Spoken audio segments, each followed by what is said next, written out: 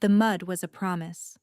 It promised cold, and it delivered, seeping through the worn leather of her boots, a chilling kiss on her already numb toes. Alara ran. The forest didn't care. Its branches were black claws against a bruised purple sky, tearing at the thin fabric of her tunic, at her skin. Behind her, the sounds of the auction faded. The auctioneer's booming voice, the clink of coin, the low murmur of men deciding her worth. The memory of her mother's hand on her back, a firm, final shove toward the stage, was a brand hotter than any iron. "You are nothing until a man gives you a name," her mother had whispered, her breath smelling of sour wine and satisfaction. "Go make yourself useful." So Alara had run. She had vaulted from the rickety platform when the bidding started, a gasp from the crowd, her only applause.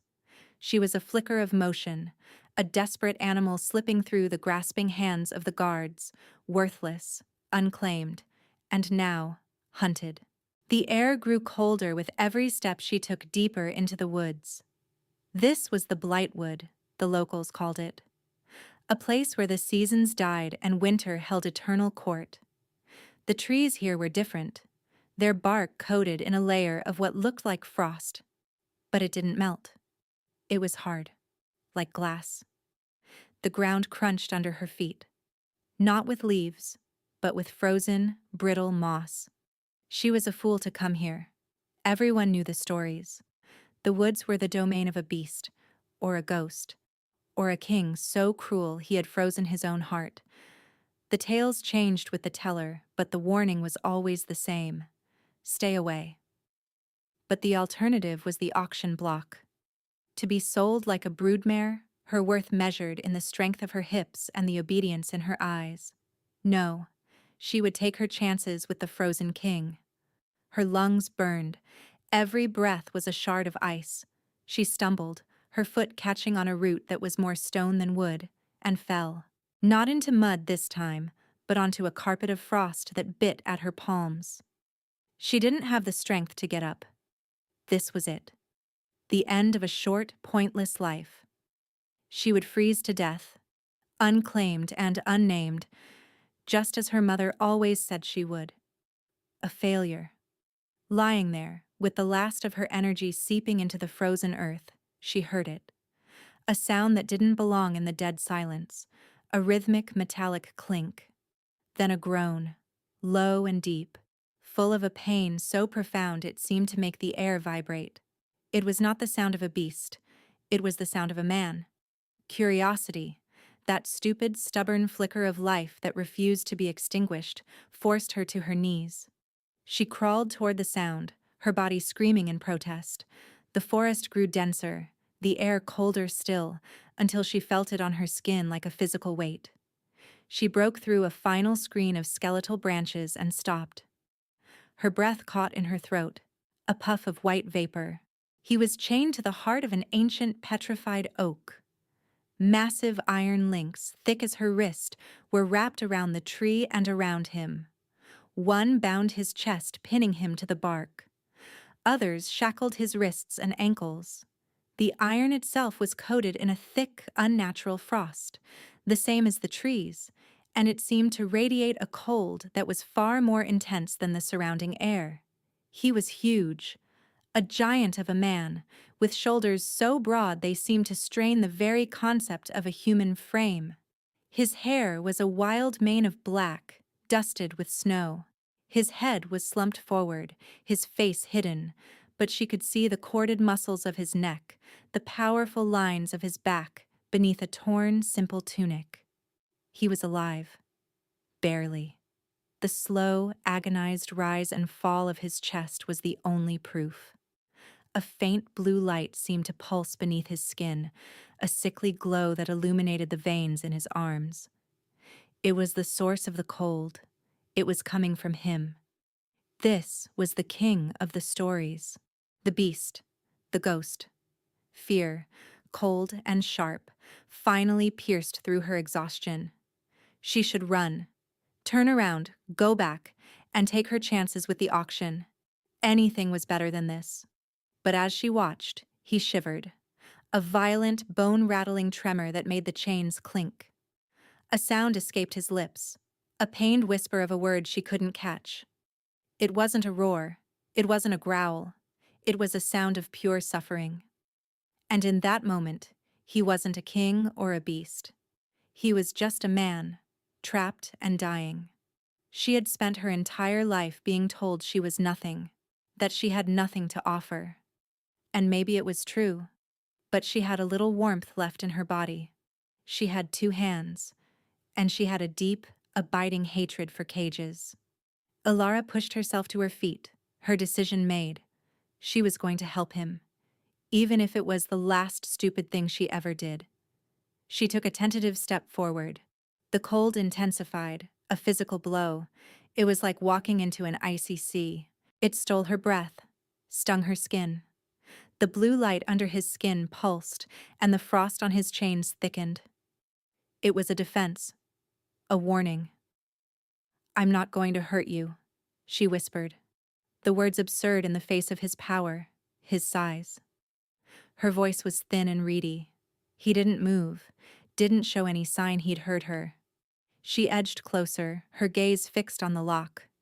It was a monstrous thing of black iron, bigger than her fist, a faint rime of ice tracing its keyhole. There was no key. Of course there wasn't. Her eyes scanned the chains. They were embedded in the tree, fused to it by ice and time. But the ones around his body, they were just tight. The cold coming from him was what held them fast.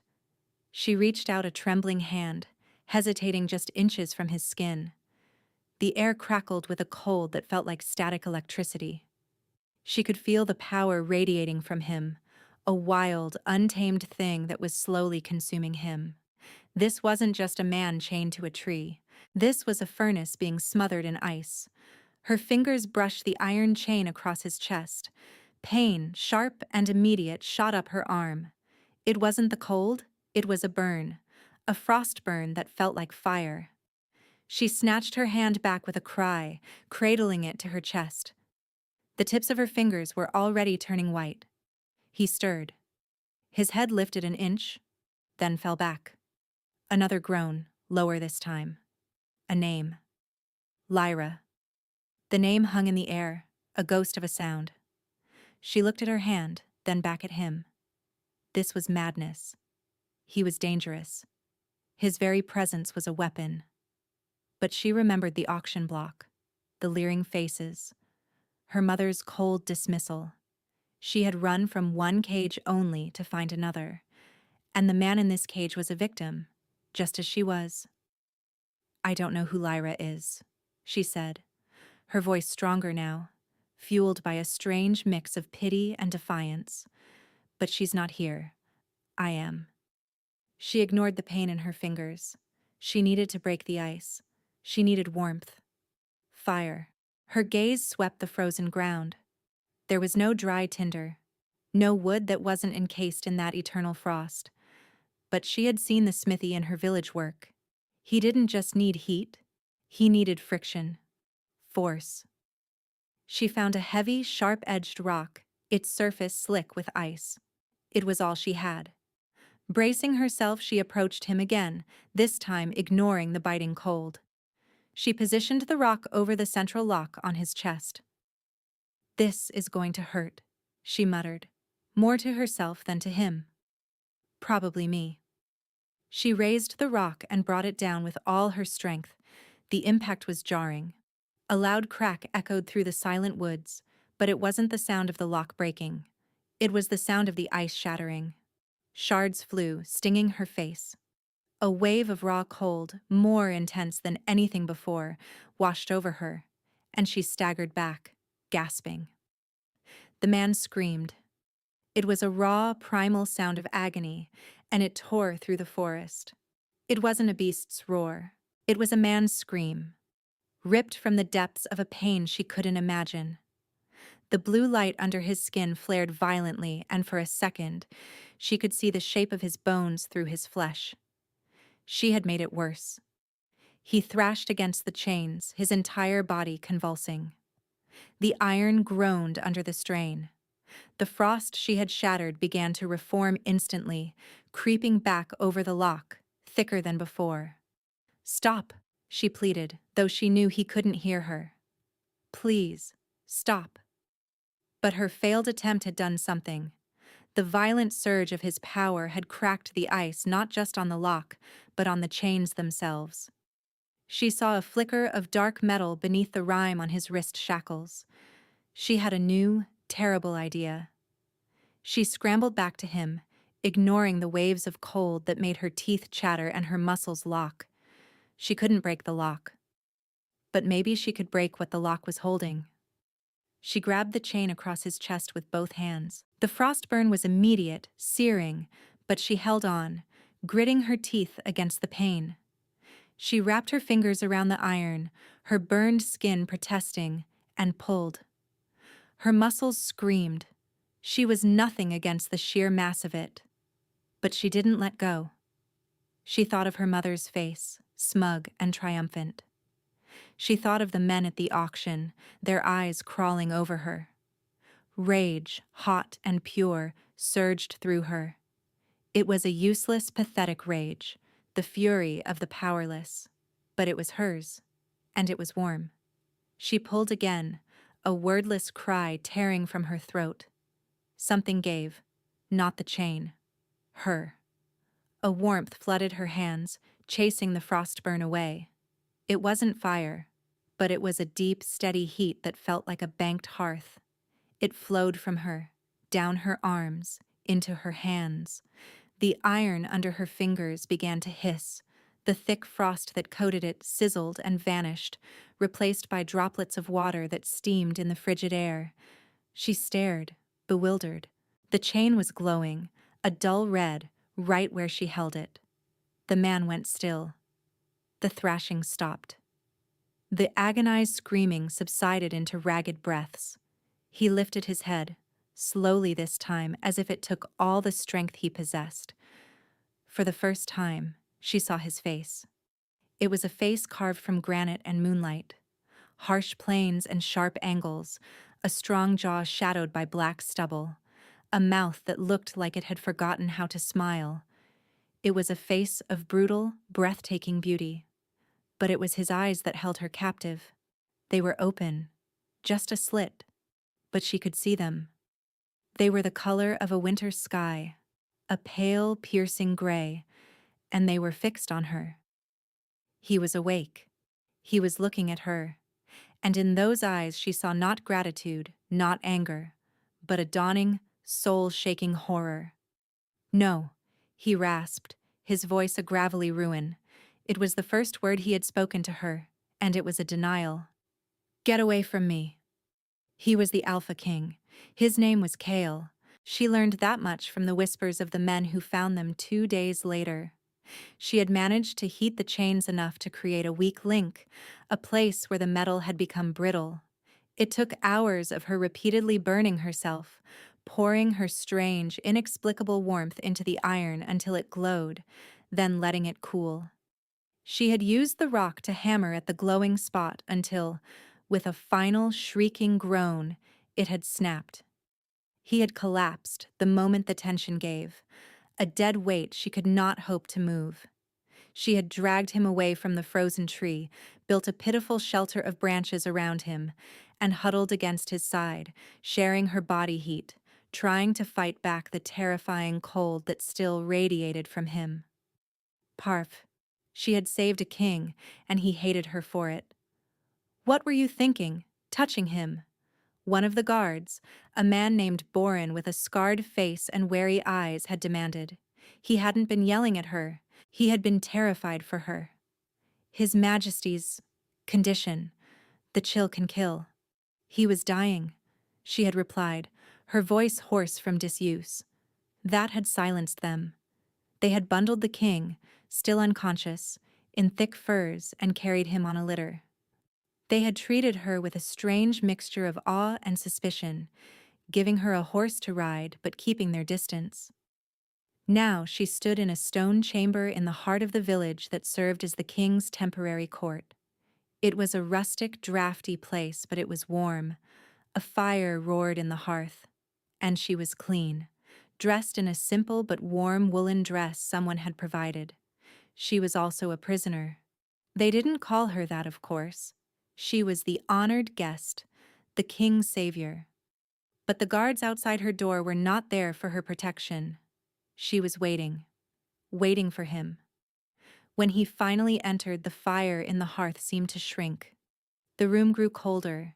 He moved with a stiff, pained grace, his massive frame wrapped in dark, heavy furs. He was clean-shaven now, his black hair tied back, but the harsh beauty of his face was unchanged. So was the coldness in his pale gray eyes. He didn't thank her. He didn't speak at all. He just stood there, by the door, studying her. He was a predator, and she was a strange new animal in his territory. One he couldn't decide whether to devour or discard. "They tell me you're from the auction at Oakhaven," he said finally. His voice was deeper now, a low rumble that vibrated in her bones. She flinched at the mention of the auction. "I escaped."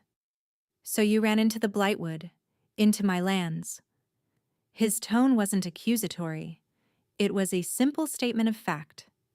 A fact that made her a trespasser, a criminal. "I didn't know they were yours," she said, lifting her chin. She would not be cowed, not after what she had endured. "I was just running." "From what?" "From being sold. From being named by men who saw me as livestock." The words were bitter on her tongue. A flicker of something, interest? Surprise? Crossed his face. "And you prefer being a prisoner?" "Am I a prisoner?" she challenged, her heart hammering against her ribs. "You freed me," he said, sidestepping the question. "You touched the chains. The frost should have stopped your heart." "It tried," she admitted, looking at her hands. The skin was red and tender, but no longer burned. The strange warmth had healed them. "What is it? That cold?" His jaw tightened. A muscle jumped in his cheek. "It is my curse, a price I pay for power. My beast, my wolf, burns too hot. It would consume me, and everything around me.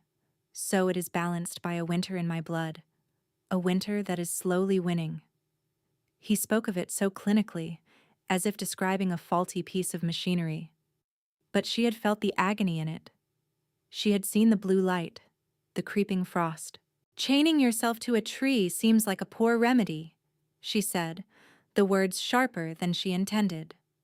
For the first time, a ghost of a smile touched his lips. It was a grim, painful thing. "The iron draws the heat.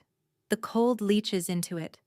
It provides a temporary balance, a way to contain the beast when it rages. I was trying to keep it from you." "From me?" Confusion warred with her anger. "You don't even know me." He took a step closer. The temperature in the room dropped several degrees. "Don't I? The moment you touched me, I felt it. A flicker of warmth in the endless ice. A song I had forgotten the melody to. You are my mate." The words hit her like a physical blow. Mate. The word was a fairy tale whispered by girls who dreamed of being chosen. It was a word of destiny, of belonging, of completion. And she wanted no part of it. "No," she said, the word a raw tear in the silence. "I am not. I am no one's. I belong to myself." He was a king, a man of immense, terrifying power. A man who chained himself to trees to keep his own inner monster at bay. To be his mate was to be shackled to him, to his curse, to his power. It was just a bigger, colder cage.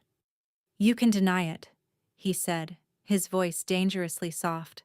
He took another step, and now he was looming over her. She had to crane her neck to look at him. "You can fight it, but it is the truth. Your warmth, it answers my cold. It's the only reason I'm still standing." "I am not your cure," she spat, her own words tasting like poison. She was lashing out, pushing him away, because the part of her that had been starved for a kind word, for a gentle touch, for a sense of belonging, was stirring. and that part of her was a traitor.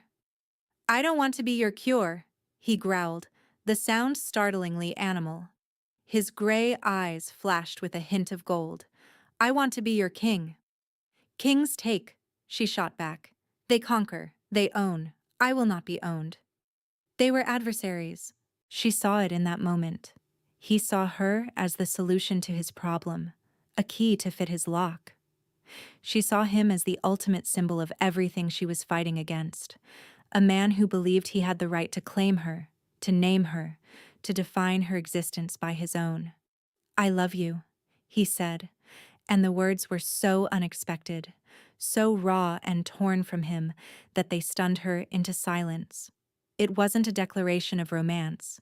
It was a confession of a fatal flaw. "I am saying that I love you, and it is going to kill me. The bond demands it, and my curse will not allow it." He reached out, his hand hovering in the air between them. He wanted to touch her. She could see the war in him, the desperate need warring with the rigid control. "The more I feel for you," he whispered, his voice cracking, "the colder I will become. The closer I get to you, the faster the ice will win. Being your mate is my death sentence." She stared at him, at this impossible, broken king. He had confessed his love and his death in the same breath. And she, who had sworn to belong to no one, felt the first terrifying pull of a chain she could not see. The chain of wanting to save him from himself. A week passed. It was a strange, tense truce. He was the king. She was his... what? His savior? His doom? She lived in the finest rooms the village lord's longhouse had to offer, but she was still a captive of his protection, of his indecision.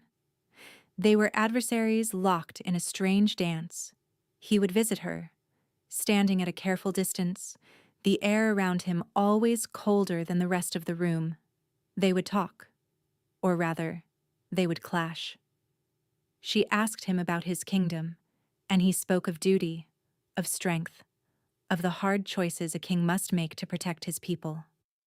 "Protection is just a prettier word for control," she argued, pacing the room like a caged wolf herself. "You decide who is worthy, who is not. You draw the lines, just like the men at the auction." "Is that what you think I am?" he would rumble, his eyes flashing that dangerous gold. "A slaver in a crown? You told me I was your mate. You claimed me without my consent. What is that, if not ownership?" "It is a truth of the blood, of the soul," he roared, and the windows rattled. "It is not a thing I chose." And then he would retreat, his face a mask of pain, the cold around him intensifying as if to punish him for his outburst. He would leave her, and she would be left with the echoing silence and the infuriating, traitorous ache in her chest. She was a hypocrite. She despised his power, yet she ate the food his power provided. She scorned his title, yet she slept under the roof his title commanded. And she hated his claim on her, yet every night she dreamed of the warmth that had flowed from her hands and the terrifying magnetic pull of his cold. The court arrived on the 8th day, not his full retinue, but a delegation from the capital, led by his council. They rode into the small rural village like a conquering army, their banners bright, their armor polished, their faces pinched with disapproval. Alara watched from her window as they dismounted. And then she saw her. A woman of severe beauty, her dark hair woven with silver threads, her posture as rigid as a spear. She wore the dark robes of a royal advisor, but she moved with an authority that eclipsed the grizzled warriors around her. Her mother. Alara felt the blood drain from her face. It couldn't be.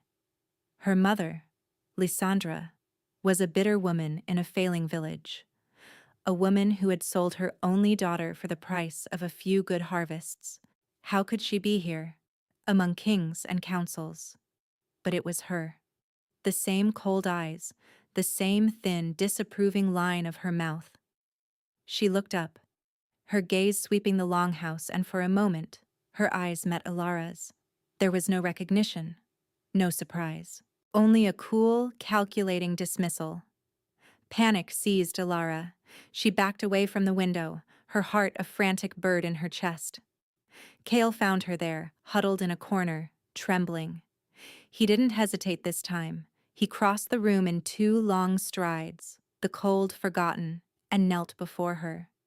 "What is it?" he demanded, his voice rough with concern. "What has frightened you?" "She's here," Alara whispered. "My mother." He frowned, his brow furrowing in confusion. "Your mother? One of my advisors is a woman named Lysandra. Is that—" "She sold me," Alara choked out. "She pushed me onto the auction block and told me I was worthless." Cale went utterly still. The warmth of his concern was replaced by an arctic fury. The temperature in the room plummeted. Frost began to creep across the floorboards from where he knelt. "The woman who advises my counsel on trade and lineage," he said, his voice a low, lethal whisper. "The woman who has guided my hand in matters of the old bloodlines for a decade, is the woman who sold her own daughter?" He stood up, his face a mask of stone. "Stay here," he commanded. "No," Alara said, finding her feet, her own anger chasing away the fear. "This is my fight. She is my monster. I will face her." He looked at her, at the fire in her eyes, and a slow, grudging respect dawned in his own. He nodded once. "Then we will face her together." The council meeting was a trial. Alara stood beside Cale's carved wooden throne, not as a consort, but as a witness. Her mother, Lysandra, stood with the other advisors, her face impassive. "Your Majesty," Lysandra began, her voice smooth as oiled silk. "We came with all speed when we heard you were found. We are relieved to see you well, but we have questions about this girl." She said the word girl as if it were something unclean. "Her name is Alara," Kyle said, his voice like grinding stones, "and she is my mate." A shocked murmur went through the council. Lysandra's mask for the first time slipped. A flicker of pure, venomous fury showed in her eyes before she smoothed it away.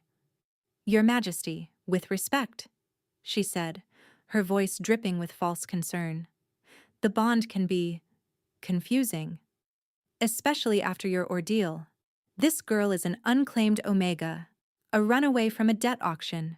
She has no lineage, no standing. She cannot be your queen." "She saved my life," Cale stated simply. "A happy accident," Lysandra dismissed. "Perhaps she hoped for a reward. It is a common trick among the lowborn." "The lowborn?" Alara stepped forward, unable to stay silent a moment longer. "You call me lowborn? You who sold me? You who told me my name was worthless until a man gave me his?" Lysandra turned her cold gaze on Alara. "I gave you a chance to make something of yourself. You were a weak, sentimental child. I tried to make you strong. You chose to run away like a coward. You threw me to the wolves. And you were found by the biggest wolf of all?" Lysandra sneered, her composure finally cracking. "Do you think this is a fairy tale, you little fool? Do you think he chose you? He is cursed. The bond will only hasten his death. He needs a mate of a strong bloodline, one who can temper his power, not a gutter snipe who will inflame it and kill him with her weakness." The council erupted. Lysandra's words, cruel as they were, resonated with their fears. They saw Cale, pale and drawn, the faint blue light still visible under his skin. They saw Alara, a nobody. And they saw their king dying. "She is right," a portly lord declared. "The law is clear. A mate must be accepted by the council. We cannot accept this vagrant. The bond is being used as a weapon against us," another whispered, loud enough for all to hear. They were twisting the truth of the bond into a political tool. Lysandra saw her advantage and pressed it. "The king is not well. His judgment is clouded. We must protect him from himself. And from this girl, who would see him dead for a crown. It was a coup, Alara realized. A bloodless coup happening right in front of her. Her mother was not just trying to discredit her, she was trying to seize control of the council, of the king himself, using Alara as the lever. And it was working. The crisis came not with a sword, but with a child. A small boy from the village named Pip, an orphan who had taken to following Alara around like a shadow, fascinated by the strange woman who had saved the frozen king. He was perhaps 6 years old, with wide, curious eyes and a perpetually dirty face. Lysandra, with breathtaking cruelty, found her weapon. She had Pip brought before the council, which she now effectively controlled. Kale was confined to his chambers, the council having declared him unfit to rule until he renounced Alara. They had separated them, and the distance was a physical agony for both. Ilara could feel his cold, his rage, his despair, like a phantom limb. "This girl, Ilara, has brought a blight upon our village," Lysandra announced to the assembled villagers and the council, her voice ringing with false piety. "She consorts with dark powers. The boy has been seen with her.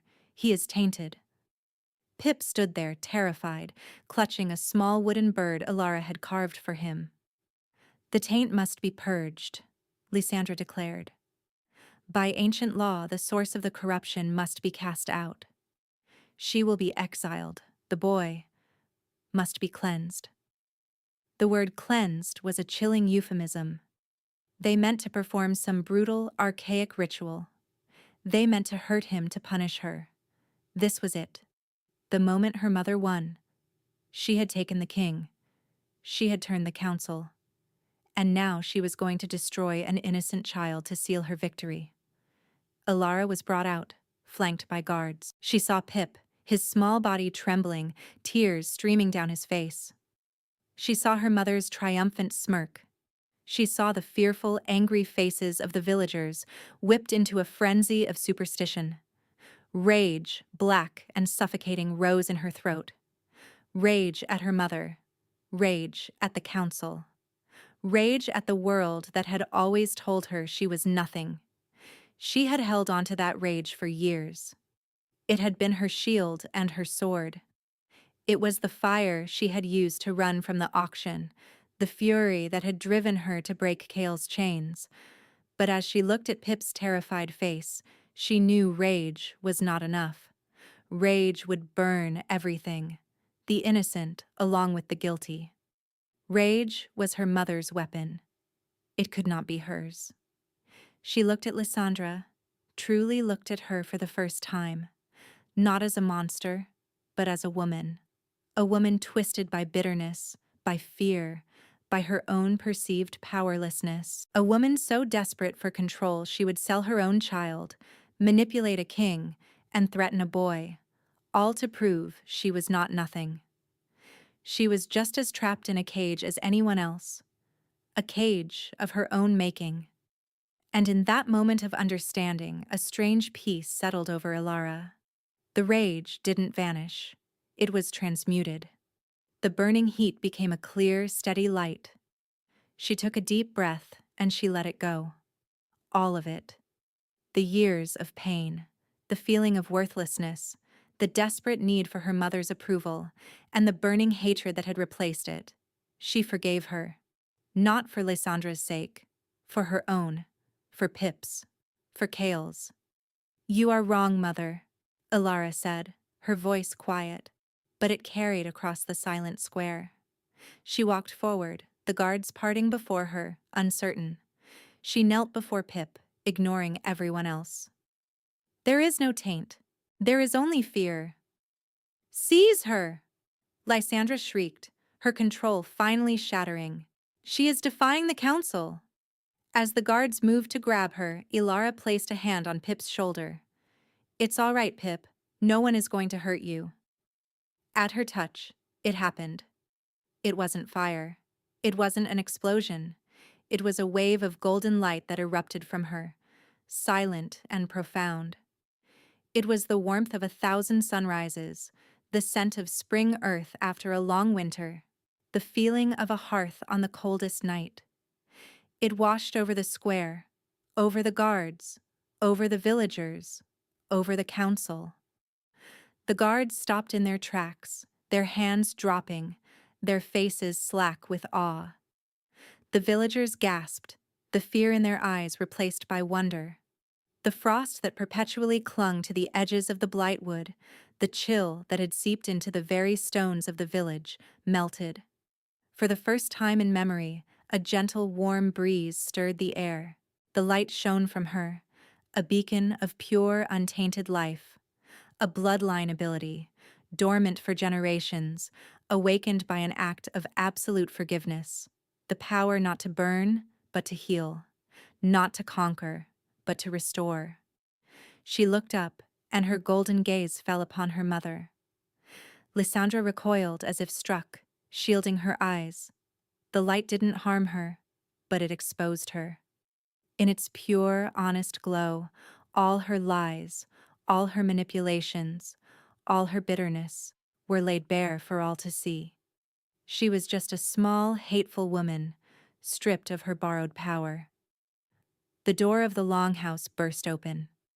Cale stood there, his chains broken not by force, but by the resonance of her power.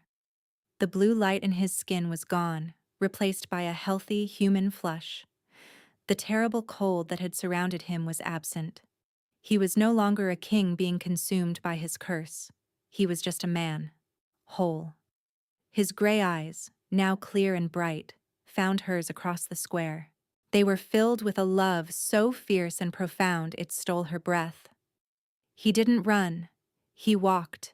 He moved through the stunned crowd, his eyes never leaving hers. The villagers, the council, the guards, they all parted before him, bowing their heads not in fear, but in reverence, not for their king, but for the man walking toward his queen. He stopped in front of her, in front of the small boy she was protecting. He didn't look at the council. He didn't look at her mother. He only had eyes for her. "Ilara," he said, his voice thick with emotion. He reached out and cupped her cheek, his hand warm for the first time. The simple touch was an earthquake. It was a promise. It was everything. "You saved me," he whispered. "No," she said, her own tears finally falling, tears not of sorrow, but of overwhelming relief. She leaned into his touch, her light still glowing, bathing them both. "We saved each other." The aftermath was quiet. Lysandra was not executed. There was no grand vengeance. In the face of Ilara's light, her power had simply evaporated. Stripped of her influence, revealed as a manipulator and a fraud, she was simply dismissed, exiled back to the obscurity from which she had clawed her way, to live with the truth of what she had become. It was a fate, Ilara knew, far worse than death for a woman like her mother. The council, humbled and ashamed, swore fealty anew, not just to Cale, but to the queen whose power was not of conquest, but of life itself. The blightwood began to heal, the first green shoots pushing their way through the thawing earth, but all of that was just noise to Ilara. The world had shifted, but her world had shrunk to the space of a single room, a single man. They were in his chambers, the same room where she had first confronted him. The fire was burning, but it was no longer the only source of warmth. He sat in a chair, and she sat on the floor by his feet, her head resting against his knee. His hand was stroking her hair, a simple, repetitive gesture that felt more profound than any coronation. "I don't understand it," she murmured, her voice drowsy with peace. "The warmth I felt before, it was angry. It was a weapon." "That was your rage." Kyle's voice rumbled above her, a comforting vibration. "It was a powerful thing. It was enough to break my chains. But it was only an echo of your true power. Forgiveness. Forgiveness was the key." She tilted her head back to look at him. His face, which she had once seen as harsh and brutal, now looked only strong. The lines around his eyes were etched not by cruelty, but by centuries of lonely endurance. I was so afraid, she confessed. Afraid of you. Afraid of what you represented. Of being owned. And now? He asked softly. Now I know, she said, her voice clear and sure. You don't want to own me. You just want to stand next to me. A true, genuine smile transformed his face. It was like watching the sun rise after a lifetime of winter. It lit him from within, chasing away the last of the shadows. I will stand next to you, Alara of Oakhaven, he said, his voice thick with an emotion he no longer had to fight. I will fight with you. I will build with you. And I will love you, not as a curse, but as the greatest blessing of my very long life. He leaned down and his lips met hers. It wasn't a kiss of possession or passion, not yet. It was a kiss of quiet reverence, of homecoming. It was the sealing of a promise made in a frozen wood, a promise between two broken souls who had found their missing piece. His cold had been a cage, her rage had been a prison. Together, they were finally, utterly free. Weeks turned into months. Spring came to the lands of the Alpha King, a true spring, vibrant and alive. The Blightwood was now the greenwood, and its heart, the old, petrified oak, had sprouted a single green leaf, an impossible miracle. Ilara was no longer the girl from the auction block. She was the Sun Queen, the healer, the heart of the kingdom. She sat in council not as a consort, but as a ruler in her own right. Her voice was quiet, but her words carried the weight of wisdom, the strength of compassion. The wolves of the packs, who had feared their king's cold, now revered the queen's warmth. They saw how Kale looked at her, how he deferred to her, how he smiled, a thing they had not seen in a century. They understood that her strength was now his strength. Pip, the orphan boy, was no longer an orphan. He lived in the castle, a permanent fixture, trailing after Alara or being taught how to whittle by a surprisingly patient king. He was their son in all but blood, a constant reminder of the day everything changed. One morning, Alara awoke before the dawn. Kyle was still asleep beside her, his breathing deep and even. His arm was draped possessively around her waist, his hand resting on her stomach. It was a gesture he did unconsciously in his sleep, a grounding touch. She slipped from the bed, wrapping herself in a silk robe. She walked to the balcony that overlooked the waking kingdom. The sky was a soft palette of rose and gold. The air was cool and sweet, with the scent of dew-drenched earth. She felt him before she saw him, a warmth at her back, the familiar, solid presence that was the anchor of her world. He wrapped his arms around her, pulling her back against his chest. He was warm. He was always warm now. "You're thinking too loudly," he murmured, his lips brushing her temple. "I was remembering," she whispered, leaning her head back against his shoulder. "I was remembering the mud and the cold. I remember the sound of a rock hitting my chains," he countered, his voice a low chuckle. "I thought a mountain troll had finally come to put me out of my misery." She smiled. "I was terrified of you." "I was terrified of you," he admitted without shame. "You were warmth. You were life. You were everything my curse was meant to destroy. You were a hope I didn't dare to have." They stood in silence for a long moment, watching the sun climb above the horizon, painting the world in light. "The beast," she said quietly. "Your wolf. I never see him." Kale's arms tightened around her. "He is here. He is always here. He is quiet. He is watching you. He is content." He paused. "Before you, he was a furnace, a rage I had to contain or it would burn the world. I chained him to protect everyone. But most of all, I think I was trying to keep him from you, from the mate he ached for, but knew our curse would kill." He turned her in his arms, his gray eyes serious. He chewed through iron, Alara. Not the chains I put on him, but the chains I put on my own heart. He knew. He knew you were the only thing that could save us both. She reached up, her hand tracing the strong line of his jaw. We are not the king and the runaway anymore, are we? No, he said, his voice soft as snowfall but absolute as thunder. We are the beginning of a new story.